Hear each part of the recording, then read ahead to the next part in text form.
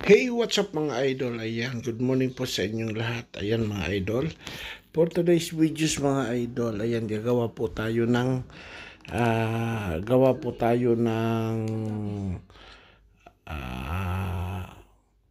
fried chicken. So, ayan mga idol, mga kabisdak. Nagbibistay po ako ng harina para yung mga buo-buong harina hindi po masama doon. Ayan, para maging pino siya. So, ayan mga idol, habang tayo bibistay ng ating harina.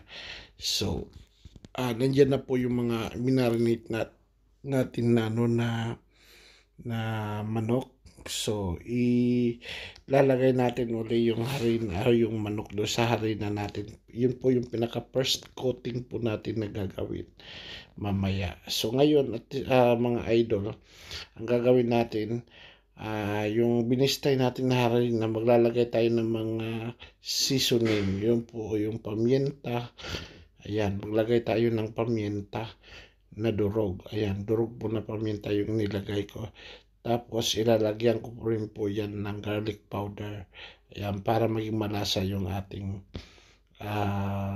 fried chicken mamaya. So, ayan, pagkatapos kong lagyan mga idol ng pamintang durog yan at saka garlic powder, maglalagay rin po tayo ng tatawag na paprika powder. Ayan, yung paprika powder mga idol, mabibili po natin yan sa mga grocery store o kaya sa mga tindahan na mayroong mga tinda niyan. So, ayan mga idol, dalawang klase po yung paprika. Meron siyang chili paprika powder at saka yung yung normal lang na paprika powder mga idol. So, ayan, after na malagay natin mga seasoning mga idol, so ihahalo-halo lang natin yung ating harina para ma-spread natin yung ating mga seasoning na nilagay dyan sa ating harina. So, nakalimutan ko pala mga idol na lagyan ng asin kanina. So, ngayon maglalagay po tayo ng asin. Ayan, kayo nang bahala mga idol. Kung gusto nyo ng medyo maalat-alat, damihan nyo ng asin. Pero kung katulad sa akin, hindi ako mahilig sa maalat, kunti lang yung asin na nilalagay ko dyan mga idol. So, ayan mga idol, ihalo-halo rin natin uli para ma-spread yung asin na nilagay natin dyan sa harina at sa iba pang mga seasoning natin na nilagay. So, ayan, halo-halo lang natin yan mga idol. After natin na ihahalo-halo yan mga idol, ready na tayo mamaya sa pagbabad ng ating manok dyan. I-first coating natin yung ating manok na ilalagay dyan para sumuot yung harina doon sa manok na ating binabad. So, ayan mga idol, ready na yung ating harina na nilagyan ng mga seasoning. So, makikita nyo mga idol, may gatas akong nakahanda dyan.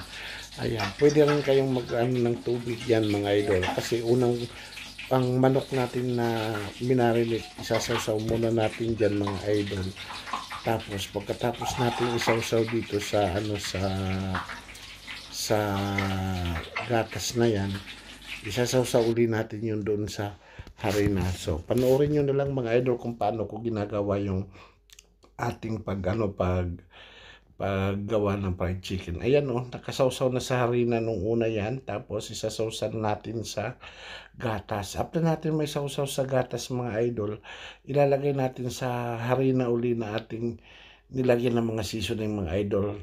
Bali, dalawang beses po natin na ilalagay sa harina yan. Una harina, tapos doon sa gatas, tapos sa harina uli mga idol. So, after natin yung pangalawang sawsaw sa harina mga idol, so gagamit pala tayo ng ating bistayan uli. Gagamitin natin yung strainer natin para po yung mga tira-tirang mga harina doon sa manok na sinawsaw natin ay matanggal din po at hindi sumama doon sa mantika na ating pagpreprituhan. Kasi yun po, pag puno ng harina yung ating mantika ng pinagpreprituhan, hindi siya nagiging malutong.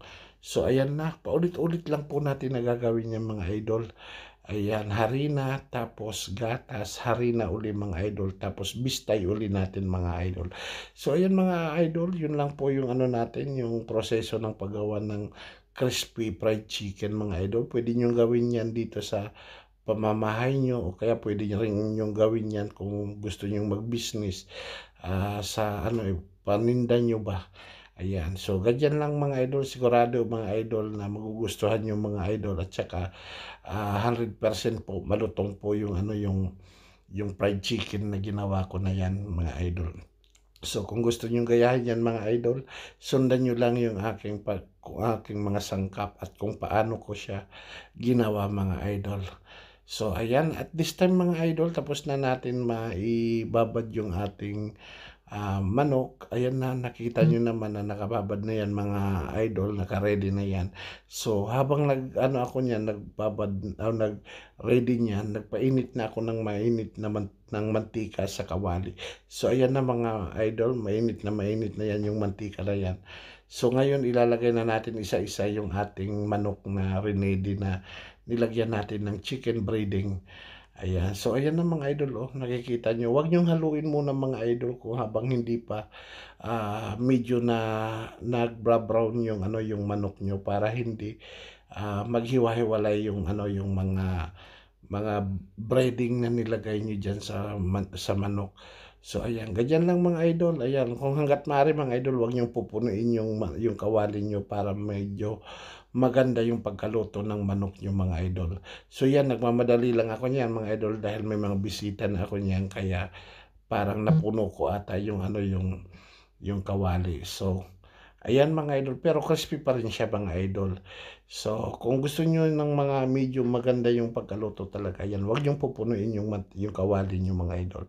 So ayan na mga idol, nakikita niyo na medyo luto na yung ano yung mantika yung ano yung manok natin mga idol, brown color na siya.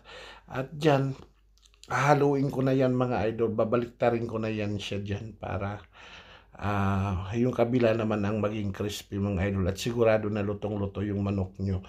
At ang ano pala niya mga idol, pag naluto niya mga idol, crispy yung balat niya at saka juicy yung loob ng ano ng kanyang karne ng ano ng manok.